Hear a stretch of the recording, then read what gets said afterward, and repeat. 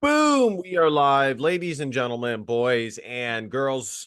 Welcome to the Nolan Huckeye Anthony YouTube channel. And I thank all of you for being here, wherever you may be. And of course, however you may be listening.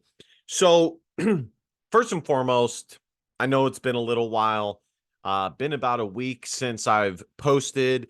There hasn't really been a ton going on. Iowa basketball did have a tough stretch there. I think I posted a video on that. I did want to take a little bit of a break before returning. You just have to. You cannot, if you want to can do certain things at a high level, you do have to take the conscious decision of stepping away for a brief period of time, recalibrating, and then coming back at it hard. I'm a big believer in that. Even the greatest have had to do that. Kobe Bryant, and I'm not saying I'm Kobe Bryant with this, but Kobe Bryant, when his trainer discussed the differences between him and Michael Jordan, he said Michael Jordan was Michael Jordan trained smarter. Kobe Bryant trained harder. And they both trained very, very hard. But for Colby, it was this constant pushback, this constant need to understand. And it was very difficult to get him to take off days and things like that. And there is such a thing of getting negative. Your returns are negative when you overstep past where you should. So, but I did just want to return to talk briefly about who it seems at this moment. I'm recording this Sunday afternoon where I'm at. It seems like the Iowa Hawkeyes are going to move forward with Joe Philbin. Now, it has not been made official, okay? And I don't want you guys to think that I'm saying it's official, because it's not. This is completely based off of rumors. And, now granted, it's pretty high level rumors, and it's not over till it's over. But I feel comfortable enough at this point to make a video like this, with the caveat that, of course, because it's not official, things may change. You never know with contract negotiations and things like that. But it does look like Joe Philbin is the guy that the Hawks are going to go with. So I just want to give my take on him. I actually don't know a ton about him. I know that there's Iowa fans who wanted Iowa, or I know there's some Iowa fans. There's always fans like this in every fan base. But I know there are some fans who, when they would call for Kirk Ferentz and subsequently Brian Ferentz to be fired, and George Barnett, all of them, they all got to go. They all got to go. That they had the delusion of Iowa hiring some young up and coming offensive coordinator that runs an air raid offense that passes the ball 40 times a game, et cetera, et cetera. That was never going to be the case. Okay. I think most Iowa fans understood that. I most certainly did. That it just was never going to happen, guys. It is, as long as the only way that may happen is if Kirk Ferentz retired. But as long as Kirk Ferentz is there is still going to be some of him in the decision that is made. And I'm okay with that. Like, that's how it should be. And Kirk Ferentz is a damn good coach. I want him to have a say so. Do I necessarily want him to have all the say so? No, I don't think so. I don't. I think we've seen how that goes, and I'm not okay with repeating that. But he should have some say so. Kirk Ferentz obviously has an understanding of how to build a program, how to run a program year in and year out. I mean, not just like for the short term, but for the long term at a consistently medium to high level and occasionally elite. Okay. I mean, guys, Iowa still at the end of the day was 10-3, 10-2 this year, regular season, but 10-3 with the Big Ten championship game. So, and some people will say, well, what about the allegations and things like that? Listen, guys, I think the verdict is pretty much made with that. So many players have come in defense of Kirk, and I just got to be honest, guys. You don't win as much as Kirk Ferentz has won if you have a program built on like subjugation and pushing people down. I always say this. Sports is a meritocracy. It is the ultimate meritocracy where the best play, and it is a results driven business. And when you are in a purely results driven business, not like some of these other businesses that also have aspects of, community outreach or their public image and things like that, sports is purely about results. Do you win or do you lose? It's that simple.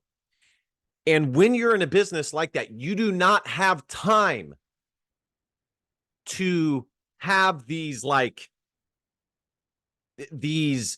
uh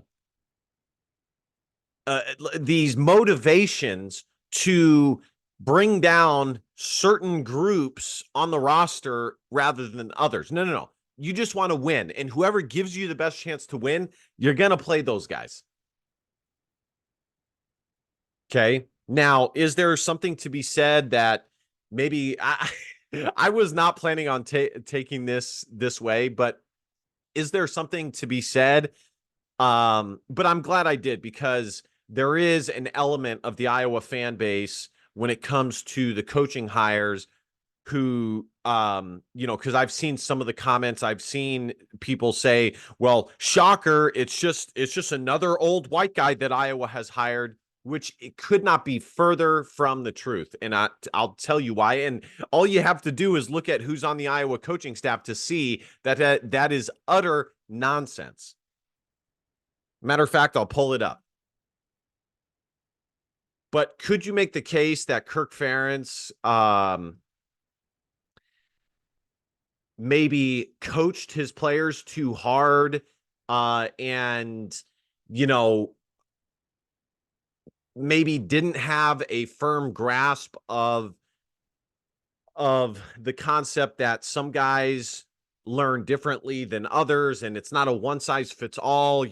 Some guys do work well with being yelled at and using that as motivation, but some guys don't respond well to that. It's not a one size fits all. Can you make the case that for a time there, the Iowa football program was coached harder than it should have been? Perhaps. So, but as far as just bringing this back around to Joel Philbin, I've seen it on Twitter now, and I've seen it on Twitter. I've seen it on Hawkeye's Wire. Let's go back.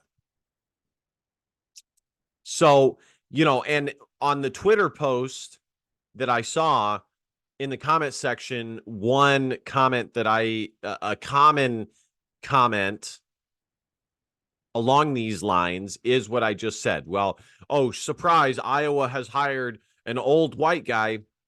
I mean, this guy, Joe, which isn't even, that's not even fair, because for a variety of reasons. One, if you look at Iowa's coaching staff, okay, half of the coaches are African American, okay?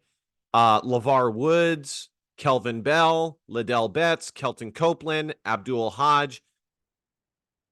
Half of the main, like the main coaches, okay? We're talking, tight ends coach, running backs coach, we're not talking assistants and things like that, okay? We're talking the face of each position group. Half are African American, okay?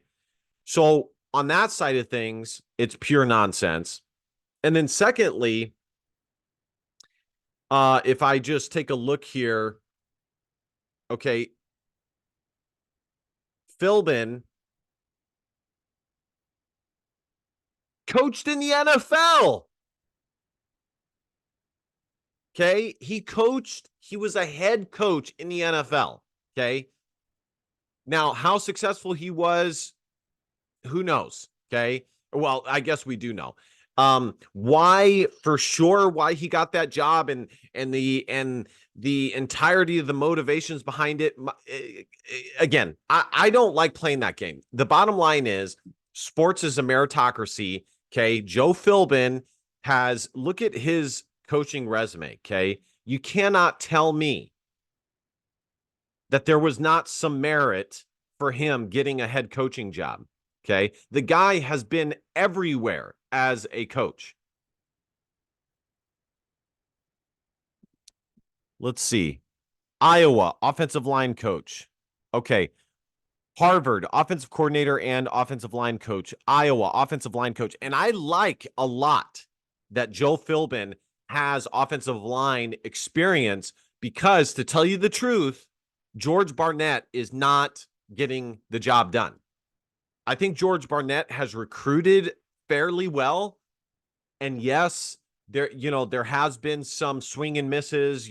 Iowa had the commitment to Caden Proctor, only for him to flip to Alabama. And, he's a day one starter at Alabama at left tackle.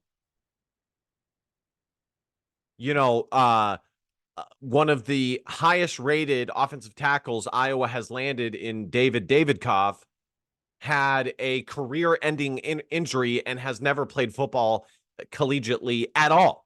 Okay, at all. We've seen multiple times where some of the guys that Iowa put their recruiting efforts into, it didn't pan out for reasons mostly out of their control. I think that this was the first year that you could genuinely judge George Barnett and his development of the offensive line at Iowa. He was able to hit the transfer portal. He got Rusty Feth. He got Dejon Parker. And he had quite a few returners on the offensive line. Next year will be the true measuring stick, because Iowa will have everybody but Rusty Feth returning on that offensive line, who saw significant snaps. Jennings Dunker will return. Tyler Ellsbury will return. Logan Jones will return. Connor Colby will return. Mason Richmond will return. Who else am I missing? Nick DeYoung is going to take a 6th year of eligibility and return to Iowa. Let's see. Connor Colby, Logan Jones, Mason Richmond, Nick DeYoung. It's kind of hard to remember the names that I that I say and don't say. Here, let's just look at Iowa's roster here. So I think next year is going to be the main year that we can genuinely gauge how George Barnett has done as an offensive line coach at Iowa. This past year, this year and next year, I think will be a solid sample size of what he is as an offensive line coach. But with that said, this year was better. The offensive line play was better, but it still was not what we've seen in years past. And I think it's good that Iowa is bringing in an offensive coordinator who does have offensive line coaching experience. So Mason Richmond is returning. He's a junior. Connor Colby is returning. Junior. Tyler Ellsbury, unless he decides to transfer, is returning.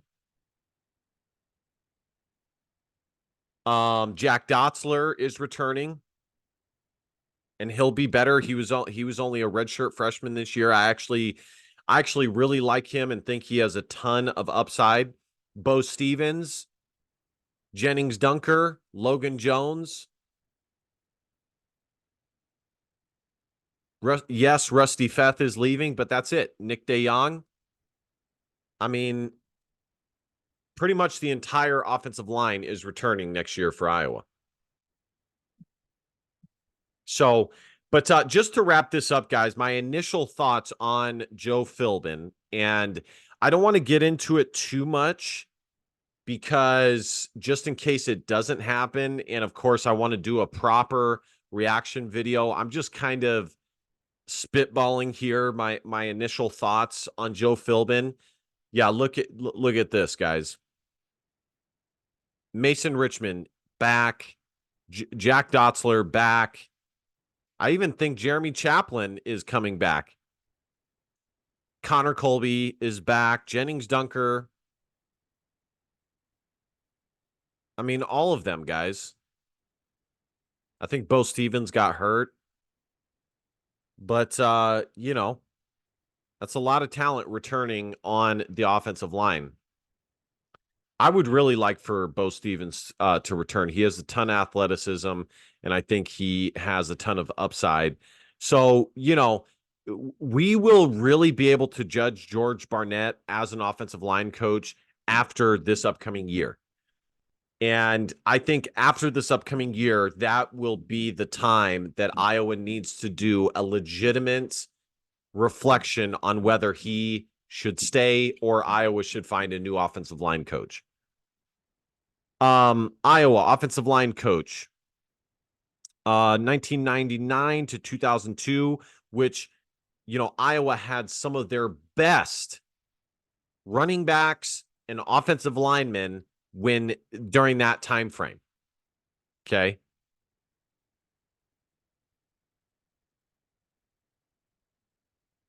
Um,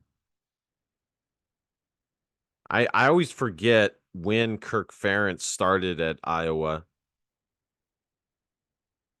Because I would say I started to pay attention to Iowa football around the Jake Christensen time. You know, when he was the starting quarterback, I was about 6 or 7 years old.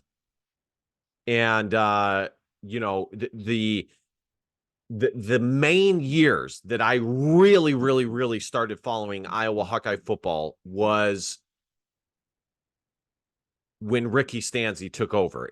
I mean, I had always been an Iowa Hawkeye fan, especially when they played USC. But you know, I was a little kid, so it's hard to pay attention as much as you know what you would like. You know, you're just not as able to do so because you're just a kid. You know, um, so I would say that Jake Christensen to Ricky Stanzi, probably Ricky Stanzi when he was the quarterback, was when I was fully able to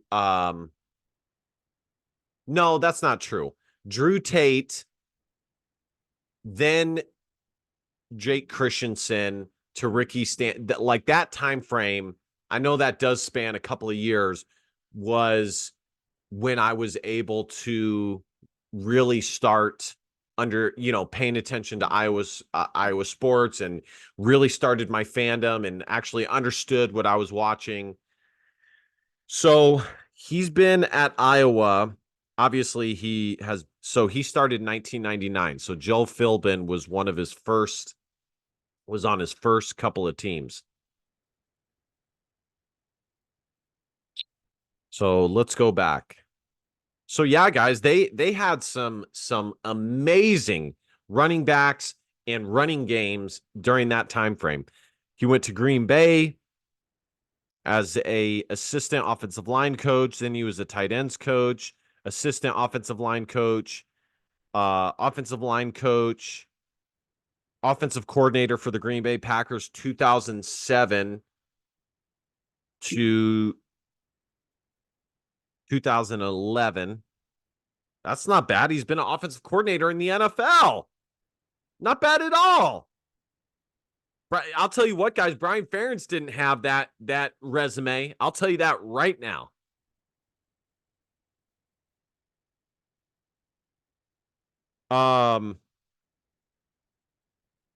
Miami Dolphins head coach, Indianapolis Colts assistant head coach, offensive line coach.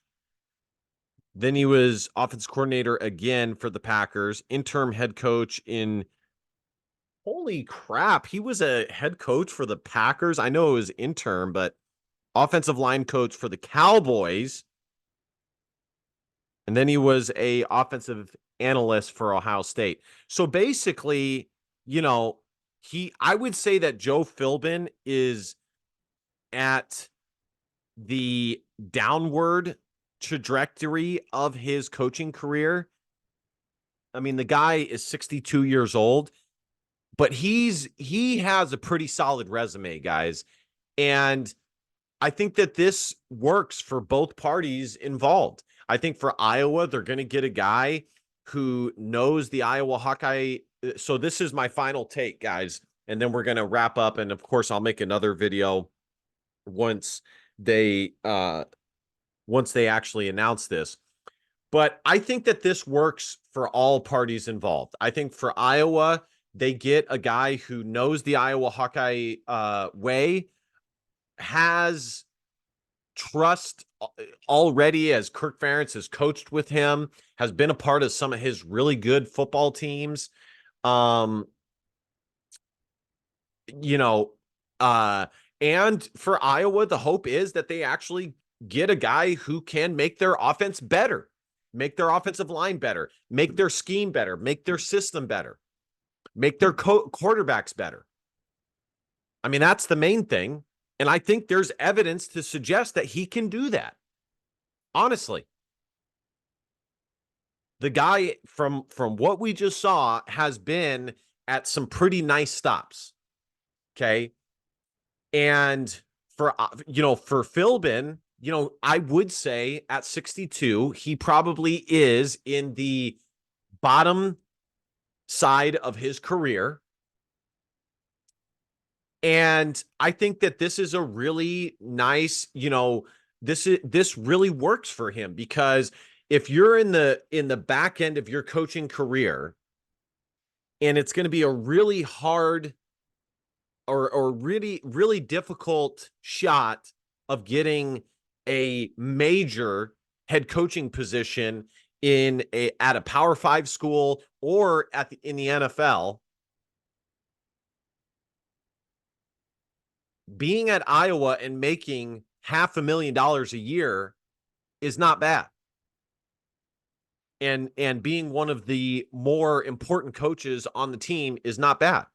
And the other upside to it is, if you can take, and this is probably the biggest upside, and I guarantee Joe Philbin knows this, if Joe is able to take Iowa from the downtrodden, terrible, inept, categorically awful offense that they were for the past couple of years, and take them to an average to above average offense, especially if that is en route to Iowa being a top 15 caliber program, which we know is certainly possible considering how dang good the defense is and the special teams is. Who knows? He might get another shot somewhere else. It may be enough to catapult him somewhere else. Would it be enough to have him get a head coaching job in the NFL? Probably not, but it might be enough for him to get a head coaching job at NC State or, you know, I don't know, SMU or Coastal Carolina or, like one of those programs. Ultimately, I don't know what his motivations are. I can almost guarantee that what I said about him being in the bottom half of his career, the back end of his career, that all of that is true.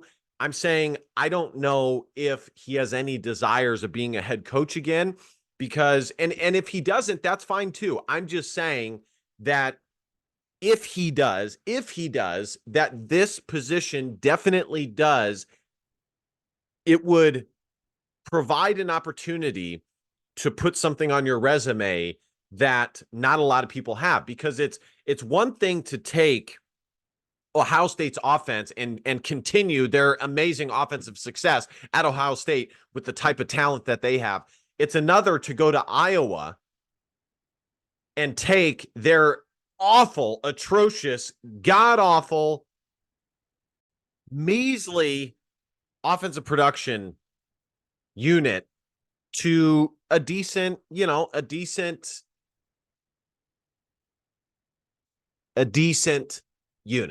Okay. I was trying to come up with something clever there, unable to. So I think it works for all parties involved. I really do. Like I said, it's not set in stone yet. And also, if John Budemeyer stays there, you can make the case that Philbin can mentor Budemeyer and kind of possibly make Budemeyer the heir apparent at OC. Now, a lot of this is difficult because of how old Kirk Ferentz is getting. Kirk Ferentz is also at the back end of his career. So, I think that this works for both parties involved. I think Philbin would be an immediate upgrade. And to tell you the truth, I think that this is about as good as the Iowa fans could have hoped for, honestly. Because as I said at the beginning of the video, if you were hoping for some like sexy Washington Husky tight end coach or offensive coordinator to come to Iowa, leave their position at Washington and come to Iowa or something like that, okay? It just wasn't going to happen, guys. Iowa has a certain smell, a certain odor that permeates from it as far as the offense goes, okay? There were definitely challenges for Kirk Ferentz in finding a new offensive coordinator. There just was. It wasn't impossible. And yes, there were the benefits that I just stated, which is if you come in and you're able to turn it around, that gives you something really solid to put on your coaching resume. But a lot of coaches out there are like, yeah, I love Kirk Ferentz and he's a great football coach. But as an offense coordinator, no way. I'm not going there. I'm not going there to be told game in, game out by Kirk Ferentz how to run this offense. Now, that's the other side of things. Will Philbin be able to run the offense that he wants? Time will tell. Okay. Time will tell. I don't know. It's always, it's always a checks and balances type thing. But I just hope he's given a good amount of leeway. It's always a checks and balance. Ultimately, there's always an overall game plan, and offense is just a part of that. But, like I said, we'll see. Time will tell.